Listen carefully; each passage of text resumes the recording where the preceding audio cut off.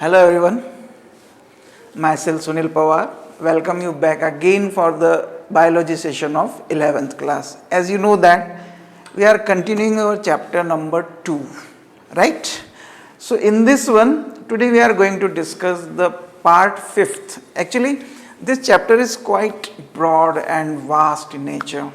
Okay, so just to facilitate the studies, we divided into different parts. So today we are going to conclude the 5th part of this chapter. Okay, and in this one today we are going to discuss one of the interesting feature of the biology, or you can say the nature, that is the virus. This time you are very much familiar with this word virus. Corona, everywhere is there. You know that there is the epidemic and pandemic. Okay, so today we are just suffering from the pandemic, clear, and that is not other than viruses. Okay, so this is the SARS virus, the corona, which is the family belong to the SARS virus, and it is the newly formed in nature. So this study maybe help you to know more about the virus and its life cycle and how it can be transmitted and how it multiply itself. Okay, so it will be helpful to know about the viruses, right? So here we are going to discuss first about the introductory part of this one thing, clear. So this term virus has been derived from a Greek word, that is the vivium or vivum, clear, which means the liquid poison, right? Because poison is always harmful for the living being. Okay, the metabolic activities, the life processes, that's why we called it the poison, liquid poison. Okay, and it caused many diseases in plants and animals. Okay, in animals, universally it is causing the problem for the human beings and all the different category of the animals too. The first disease of plant was discovered by Cassius in 1867, long ago, in the tulip tree, and that's why he called it as a tulip break. The first time as a disease which caused by the virus, it was discovered by this Cassius in 1867. In which plant? That is the tulip. Okay, so this tulip tree disease was named as the tulip break. Now then, Schlesinger in 1933 have been got succeeded to isolate the virus by ultracentrifugation technique. You know that. What is centrifugation? By rotating very fast. Okay, the sedimentation of the particles according to their mass and the gravity is called as centrifugation, the technique of physical separation. So in this one, this is the ultracentrifugation, in which very lighter parts can be settled down according to their mass and gravity. So in 1933 he was succeeded to isolate them. Okay, then W.M. Stanley in 1935 have been isolate TMV, tobacco mosaic virus. This is the plant virus in a crystalline form, for which he was awarded by the Nobel Prize in 1946. Okay, and the Borden and the Perry in 1938 have been suggested the chemical structure of TMV. Clear? This is the most important happening in the history of the study of the viruses, that is the crystallization of the virus. Okay, because by crystallizing the content we can study in much better way.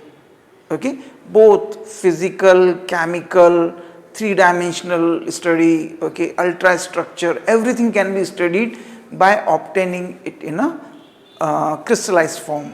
Okay, so this was done by this Stanley in 1935, and for this one thing he was awarded by the Nobel Prize in 1946. Clear? Now, so here first we are going to define the virus. Clear? The disease causing agent which are smaller than bacteria and are visible under electron microscope. Two things are there. One thing, it is even smaller than the bacteria. Okay, and second thing, It can be seen only and only with the help of electron microscope. This simple light microscope is unable to detect out the viruses. Okay. So, to observe and to study the this viruses, it is compulsory to have an electron microscope. Clear? So, two things is there. It means what? They are very minute structure, even smaller than the bacteria. Okay. Then the next one comes here. The viruses are intracellular parasite. Remember, intracellular parasite. Okay, that means they can live only in the host cell. Outside the host cell, they can't survive. They can't manage their multiplication or their metabolic activities outside the cell. Okay, and with the protein and the nucleic acid, that is the nucleoprotein in their structure. And one more important information we can collect from this statement, that one thing, they are intracellular parasite, and second thing is that they have this two structure, one that is the protein and second is the nucleic acid. Clear? So, later in the structure of the viruses we will learn that, we will discuss this fact that they are having only these two things, outer proteinous covering, and inside this proteinous covering they have their genetic material, whether it is RNA or DNA, either ribonucleic acid or deoxyribonucleic acid. Clear? Now, in a nutshell, a virus is a non-cellular, remember, non-cellular, it is a controversy. Clear? As you learn in the first introductory part of the biology, what I taught you?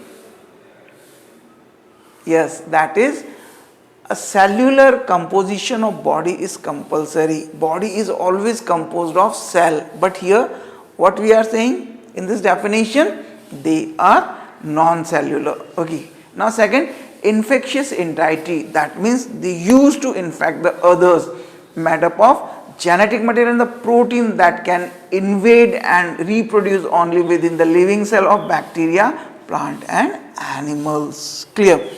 This one more important fact which we come to conclude this one thing, okay, they used to invade the living host, especially because they are intracellular, that means the cell, that means what?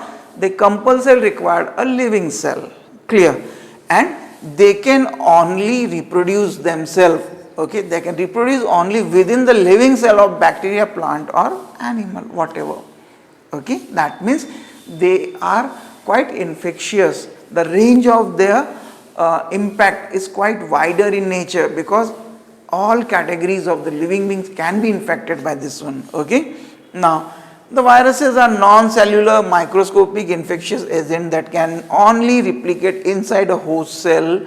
So, overall we can conclude this fact. Clear? And from a biological perspective, viruses cannot be classified either a living organism or non-living organism.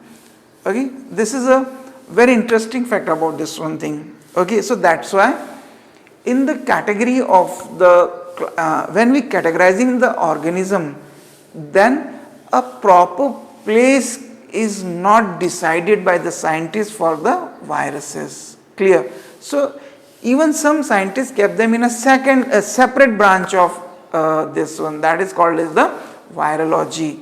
Okay, it is not a part of zoology, botany, whatever. Okay, now, and this is due to the fact that they possess certain defining characteristic features of living organism and non-living entities. Remember, they shows similarity with the both the two one, living and non-living one. Okay, it is an interesting fact, and which is a great evidence in support of the organic evolution. Clear? In which we can conclude further by knowing the property that the viruses are actually the connecting link between the non-living and living. Clear? And it will give a solid evidence in support of the that means the abiotic origin of life. That means life was not originated from the pre-existing one, it was originated where? Only here on the earth, from the non-living things. Clear? Now, Then here we are going to discuss the properties of the viruses. Clear?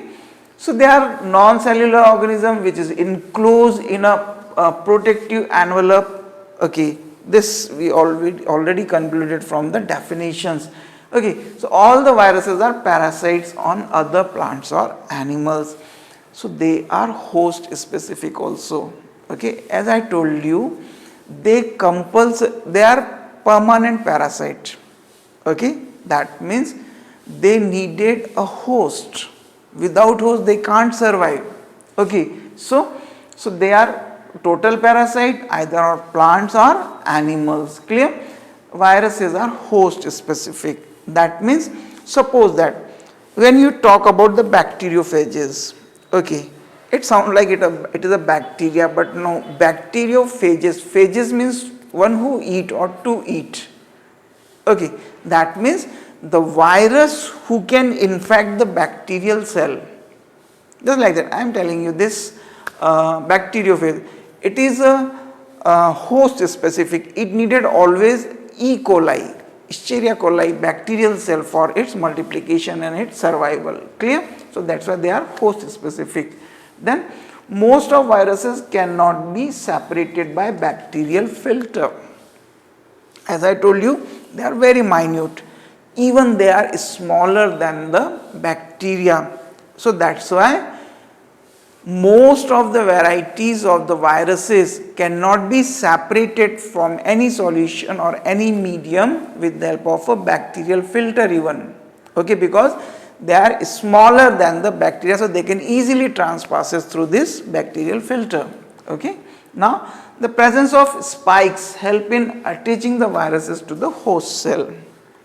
You saw the shape and the images of the coronavirus.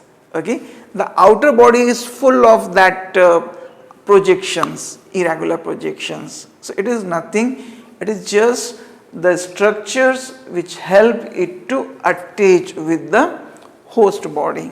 Okay, for the further procedure. The viruses do not grow, neither respire nor metabolize, but they reproduce. Okay, some features. They cannot grow. Okay, later we will learn why.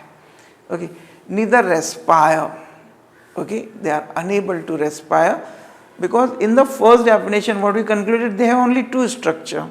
One, that is the outer proteinous coat, and inside the proteinous coating they have a genetic material. So what you observe?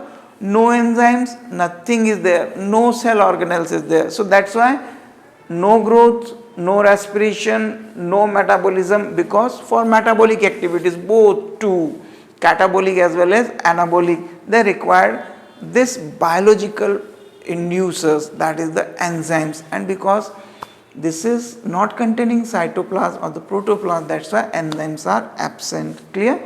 But they reproduces. This is the most important feature. Okay, see that they are acellular, non-cellular in nature.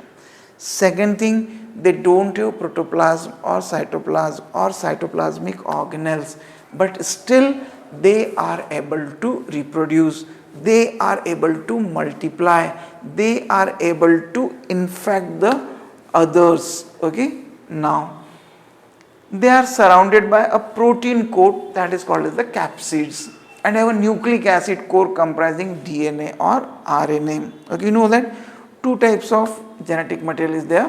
One is DNA and second is RNA. So more than 90% viruses having their genetic material as DNA, RNA is lacking, but few plant viruses, just like that this TMV what we discussed earlier, it is a plant virus, okay, which is containing RNA as their genetic material. Okay, and we can also call this category of the viruses the retroviruses, because for the reproduction they perform the reverse replication. Okay, now then they are considered both as living and non-living things. Okay, then these viruses are inactive when they are present outside of host cell but become active within the host cell. Okay, you know that a particular living organism shows a particular lifespan. Okay, but if this viruses just comes out from the host cell, then just behave like a non-living material, okay. And if we are not going to disturb them chemically, physically, biologically, then they will remain inert for a long period of time. Till that the favorable condition, that means they will not get the host cell, okay. Now, so these viruses are inactive between in the cell, and outside they become inactive. Now, these viruses cause several infections, severe infection, and reproduce within the host cell by using the enzymes and raw materials. Remember the important fact which you concluded here with this last point, how they can multiply, how they can replicate their genetic material by using the enzymes and raw material from the cytoplasm of the host cell. Remember this line or this statement, clear? That is why they compulsorily required a living host, clear? Because to replicate, to propagate, to multiply, to restructure their protein covering, they needed the raw material and enzymes from the host cell, okay. So by using this cytoplasmic content from them, they can perform this one thing, clear? So now here we are going to discuss one of the most important feature, that is the virus, the connecting link between the living and non-living being. So by discussing both these two features, viruses as a living being and viruses as a non-living being, finally we will conclude this one thing, okay. So what are the living characters of this one? The growth and multiplication takes place. Growth in which sense? As I told you, they can't perform outside the host cell, okay. So quantitative growth, numbers, numerical growth, okay, and the multiplication can be performed by them. It is the characteristics of living feature found only in the living host as parasite, okay. They are able to infect, they are able to interact with the living cell and their cell material. They can replicate inside the living cell. The most important feature they needed to reproduce, replication. What is the replication? To produce the replica. Replica means what? The copy, okay. And you know that for the cell reproduction, for producing the new one, the transfer of the genetic material from one generation to next generation is compulsory. And how they perform this one? Just by replicating, just by making the copies of the parental DNA or the parental genetic material, okay. So this can be performed by these viruses, but what is the compulsion? For this they needed a living host cell, clear? Then they can contain nucleic acid, either DNA or RNA. They can synthesize nucleic acid, they can also produce this one thing, okay. Now they possess the property of exhibiting recombinations of two or more viruses together infect the same host cell, infect the host cell, clear? Two or more than two viruses can be combined, their genetic material, by infecting the same host cell, okay. And this process is termed as recombination. Re means again in combination, means to combine. That means this process is actually called as the DNA recombination, okay, in which two different genetic material is combined with each other, okay. Now they show adaptation to various environmental conditions. This is a feature of living being, adaptation, okay. They adjusted themselves while exposing with the other surroundings, okay. Now the mutation takes place in viruses. Later we will discuss this mutation in 12th class genetics. But what is the mutation? A sudden change in the genetic material who bring forward the new characters, okay, either positive or negative. If it is positive, then they will continue. If it is negative, then they will restricted with the same one because of the survival of the fittest, okay. Now they cause disease in animals after infection. Clear? What is the procedure of occupying the cell? Infection. Clear? Now the next one, that is the features. By knowing this first slide, previous slide, you can conclude this fact very easily. They are living being because they can replicate, they can reproduce, they can grow, they can multiply, they can show the mutation, they can adopt themselves. Okay, so these are all of the features of the living being. They can infect, they can cause disease. Okay, so these are all the features of the living being. But with this slide we can conclude that it also shows the non-living properties too. Okay, so what is this one? They can precipitated and crystallized. Remember, this is the most important feature. Living being cannot be precipitated and crystallized. Why? Because they contain a magical fluid, that is the protoplasm, which is called as the physical basis of life by Purkinje. Clear? So they are lacking protoplasm, so that's why they can be easily crystallized and precipitate. Okay, so this crystals also possess the capacity of infection. In the present day, you can easily see that just by touching, just by air, just by the physical contact, it can be transferred. Okay, so in the crystal form, they can be interacted, they can be transferred. They do not grow in cell-free artificial media. Okay, just suppose that if you want to grow them in a artificial cultural medium by giving the supporting or the favorable condition, but you will find that they will not show any kind of growth or multiplication because they compulsorily required a living host, because they needed the raw material, genetic material, enzymes, what are the metabolites and the metabolic agents, reagents from the living cell. Clear? No effects of sunlight, neither they give positive or negative response to the sunlight. Clear? They do not contain cytoplasm and enzymes, okay, because they are acellular. Metabolism absent, thus they do not respire.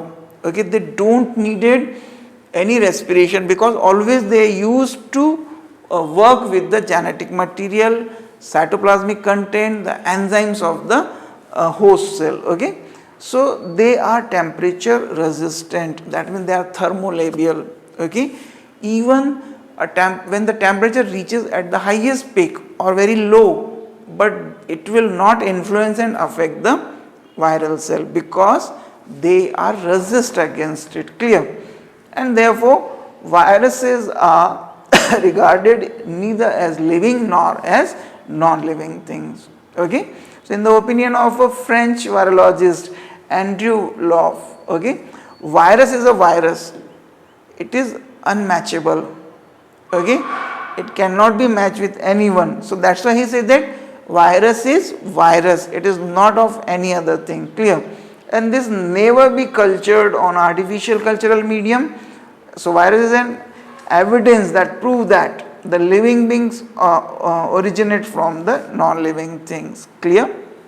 So by knowing and discussing the properties of viruses as a living and non-living thing, finally we conclude that it just establishes a bridge between the living and non-living thing. Okay, and it is such a great evidence in support of that the life is originate here on the earth only from the non-living thing. Pre-existing life was not needed for the life. Okay, now then here we are going to discuss the shape and size.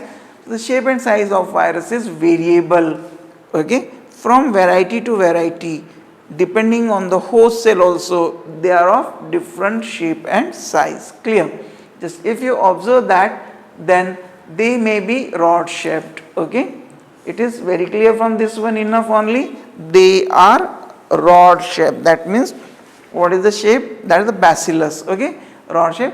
For example, this is the TMV, mumps virus, influenza virus. Mumps, you know that, na?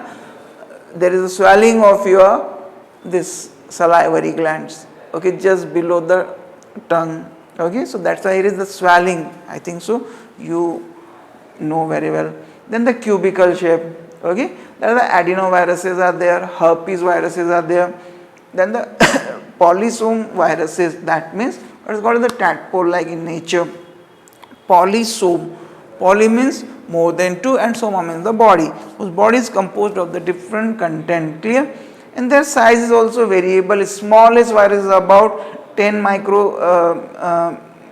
millimicron in size, and the size of the TMV is 15 into 3000 millimicron, okay. So now, so the shape and size is varying from variety to variety, clear. Now here we are going to learn the structure of virus, okay. Just first of all, just take the look of this one thing, clear. It is very clear with the help of this one thing, okay. It is having this head like structure, okay. Then here is the collar, this snake is there, this is the basal plate, this tail is there which is having this fibular structure, okay. And inside this head it will have which thing, genetic material. So one by one we are going to discuss this different fact. So all viruses contain the following three features, basically one, that is the nucleic acid, or we call it the genome, okay. You know that nucleic acid is of two type, one is DNA and second is RNA, okay. So either of any one, either DNA or RNA, they will have their genetic material, clear. Second, a protein capsid which is used to cover it, clear. Third is the lipid envelope, okay. That's why used to always say to protect from the viruses, wash your hand with the soap, okay, and with the which I think alcoholic sanitizer, because both these two are responsible to break this envelope and destroy the proteinous covering. So it is important to wash your hand regularly to protect yourself from this kind of infections, clear. And the entire intact virus is called the viron, okay, and the structure and composition of this vary widely. So first of all, the viral genome, as I told you, it is two type in nature, either DNA or RNA. What is your genetic material? Right, your genetic material is DNA, but in our body RNA is also there, but this RNA is not for the inheritance, okay. It is responsible for intracellular transportation of information from nucleus to cytoplasm, okay. Now, so this DNA, this RNA is also genetic material in the plant, while almost all animals having their genetic material as DNA, right. Now, then the outer protein capsid. The viral genomes are surrounded by the protein shell known as the capsids, okay. And a capsid is almost always made up of repeating structure subunit that are arranged in one two symmetrical structure and a helix or an isochelron. In the simplest case, this subunit consists of the single polypeptide, okay, and that means they all are identical, clear. This unit subunits are called as the capsomeres, okay. These capsomeres when arranged in a chain, and when this chain is just form coil in nature, then they form this cylindrical structure that is called as this which one thing, proteinous capsid. Then the envelope, okay. Some viruses are surrounded by an outer thin and loose covering known as envelope. It is composed of protein, carbohydrates and lipids. As I told you, just this time you are advised to wash your hand with alcoholic sanitizer or soap. If you want to protect yourself, again I am repeating, okay, you continuously wash your hand to make yourself sanitized, because by using this one thing you can dissolve this protein, carbohydrates and lipids. So when it will break, then its genetic material will expose and it is unable to infect the body, clear.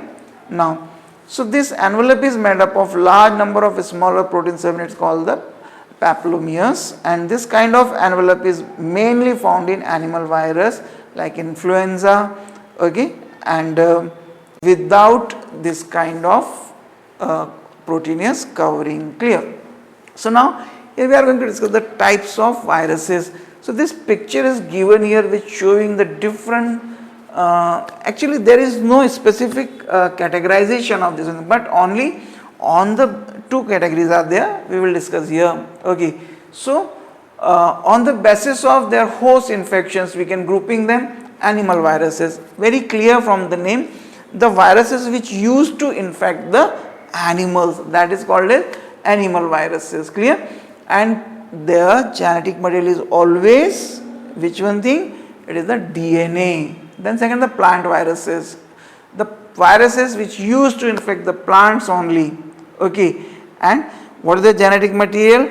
Most of the plant viruses having their genetic material as RNA. I told you this virus is also called as the retrovirus, okay, because this shows the reverse transcription. Clear?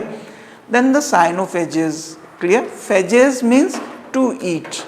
Okay, this virus is actually infect a category of the bacteria that is called the cyanobacteria, and in commonly you know this one as a blue-green algae. Clear? So the bacteria who used to infect and destroy the blue-green algae, okay, you know that it is called as the cyanobacteria. That's why we call it the cyanophages. Clear? Now its genetic material is also RNA. Then the finally bacterial viruses, it is called as the bacteriophages. Okay, as I told you, it sounds like that it is a bacteria, but no, bacteriophages is a virus which is responsible to influence, infect and destroy the bacterial cell. Clear? So their genetic material is also DNA in nature. Now just to clear the differences between the bacteria and viruses, okay, this tabular form is able to differentiate them. Clear? So bacteria and viruses. So bacteria, they may be found in free state in nature, even on the artificial cultural medium, even outside the living medium. If they are having the nutritious condition, they can survive. Clear? But viruses, they present only in the living cell, they are not present in the free state in the nature. Okay, bacteria may be parasitic, may be saprophytic, or may be symbiotic. Okay, you all familiar with these three words, but viruses are compulsorily parasitic in nature and they are also host specific. The size of bacteria is larger and cannot pass through the bacterial filter, but you know that the viruses are smaller than the bacteria, so they can be passed through the bacterial filter. Okay, this bacteria contain a cell wall made up of the mucopeptide, while here there is no cell wall present in the viruses.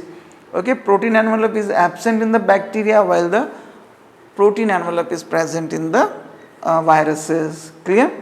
Bacterial cell contain protoplasm while the protoplasm is absent in the viral cell. Clear?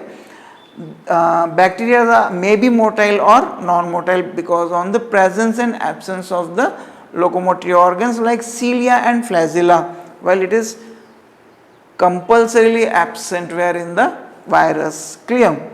Now then enzymes are absent, as you know that if protoplasm or cytoplasm is absent, that's why enzyme is absent in the viruses, but it is present in the bacterial cell. Clear? The bacterial cell contain ribosome, nucleoid and the mesosomes. Okay, that means they contain these basic features of the cell while it is absent in the which cell? Viral cell. Clear? They become dead in the high temperature. Which one? The bacterial cell, but the viruses are thermolabile. They cannot be influenced and affected by the temperature. Okay, and the bacteria cannot be crystallized, but viruses can be crystallized because they don't have protoplasm. So as it is in their basic form, they can be what you say, that is the crystallized. Crystallization is possible there. Now here we are going to discuss the special group of the or category of the bacteria. Okay, the plant bacteria and the second one, that is the animal bacteria virus, they are nearly similar except in the one feature, that is the genetic material. Otherwise almost all their working, their functioning, everything is same, but here the special feature, that is the bacteriophages which we are discussing here, is somewhat special. Clear? The viruses which attack bacteria and multiply within them are called bacteriophages. I told you these are able to infect the bacterial cell and use this bacterial cell as a mode of life. Clear? It parasitizes on bacteria. It was discovered by a British scientist F.W. Todd and in 1915, and the detailed studies were later performed by the French scientist, that is the De Hael, in 1917. Okay, and this bacteriophage attack the E. coli bacteria is known as coliphages, because which species of the bacteria? Escherichia coli. Okay, now the structure or appearance of the bacteria is like the tadpole of frog. Okay, it contains head, neck, tail, basal plate and the tail like fibers. Clear? And this, what is the genetic material? What is this DNA is the genetic material. It is double stranded, linearly arranged in nature. It arranged spirally, or it is linear in nature. It is not coiled in nature, or it is not circular in nature like the bacteria. Clear? And tail is the tubular structure covered with the help of a contractile sheaths. Then neck or collar is present at the junction of head and tail, and at the basal part of their tail there is a tail plate which contains 6 thin tail fibers which used to attach and further penetrating the bacterial cell wall. Clear? Then what is the function of these tail fibers? They are responsible for attachment with the surface, and they secrete the enzyme for the lysis of the cell wall which helps them to penetrate. Clear? So this slide is actually showing you the structure of the bacteriophage. Okay, in this one if you observe that, then all these features are clear. This is the head, this is the genetic material. Okay, this is the collar, this is the sheaths. Okay, here is this basal plate, this basal plate containing the spikes which is helpful to attach with this one, and this tail fibers, what we learn what is the function. Clear? So first of all, this head, if you observe that, then it is this capsular structure, proteinous cover, we call it the capsid. Clear? Which is made up of the capsomeres. Inside this capsomere there is a genetic material, DNA. It is the double stranded linear structure which arranges spirally inside it. Clear? Not circular, remember, not coiled in nature. This is the collar, the collar sheath who form the middle piece of this one. Clear? And here at the base it is the basal plate who used to fix over the cell wall of the bacteria. Clear? And this thin tail fibers are there which is responsible for attachment, inducement and secreting some enzyme for the dissolving or the lysis of the bacterial cell wall. Okay, now here we are going to discuss the reproduction or the life cycle of the bacteriophage. Clear? So bacteriophage themselves cannot reproduce, thus for reproduction they attack bacteria which act as host for them. Clear? So what we learned earlier, for their reproduction and multiplication they compulsorily require a living host. Okay, so what is the host of this bacteriophages? Bacterial cell. Clear? Now, so these different stages are there. First one, that is the attachment. Okay, so the protein of capsids or virus attached to the host surface. Okay, in the previous one we observed that this is the basal plate and this is the spikes are there who used to attach with the bacterial cell wall. Clear? Then penetration. DNA of bacteriophage enter into the host living protein part outside. Okay, now what is the second phase which we can learn from this one? See that this tail fibers is used to induce and produce the enzymes. Which enzymes? Special category, that is the proteolytic enzyme. Clear? who is responsible to dissolve the cell wall. Now a connectivity is formed between this middle piece and the lower one, and this genetic material DNA it just transpasses through this one in the bacterial cell. Clear? Now then what is the next one thing? That is the biochemical replication. Now this DNA, by using the replicative enzymes of the bacterial cell, it replicates itself. What is the meaning of replication? The process of making the replica of the DNA is called as replication. Clear? That means simply the copies of the DNA is formed in the large number. Then the virus assembly. So whatever the genetic information which is present in this DNA is used to form the proteinous coat around this DNA molecules, and a large number of viruses is produced. Now finally the release. Okay, these viruses give pressure to the bacterial wall, the cell body of bacteria burst, and the bacteriophages viruses are releases. Clear? So now what happened? When the construction is over, then they used to apply the force on the wall of the cell, bacterial cell, and it is responsible for rupturing the bacterial cell wall, who is responsible for their explosion and the release out from this one. Clear? Now the same one is learned with the help of this. Actually there are two type of life cycle, one that is the lytic cycle and second is the non-lytic cycle. Or clear? So in this one you can see that this bacteriophage attached with this bacterial cell, then this is the attachment, this is the penetration. You can see that this genetic material is transferred to the bacterial cell. Clear? Now here you can see that by using this enzymes of bacterial cell, okay, it is responsible to degenerate the bacterial DNA, and this phage DNA is used to replicate itself. That means so many copies of this which one thing, viral DNA is formed there, and then later on what happened, by using the which one thing, amino acids and the cytoplasmic content of this bacterial cell, it used to form this proteinous covers around this viral DNA, bacteriophage DNA, and this way you can see that it completed its construction. And because it is the lytic cycle, that's why it is responsible to destruct the bacterial cell and release out and again ready to infect the next bacterial cell. That's why this cycle is called as the lytic cycle. Okay.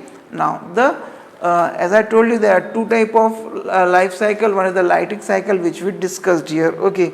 Now here you can see that the next cycle is one thing, the lysogenic cycle. In the lysogenic cycle, what happened? The same one. First one, that is the infection and attachment.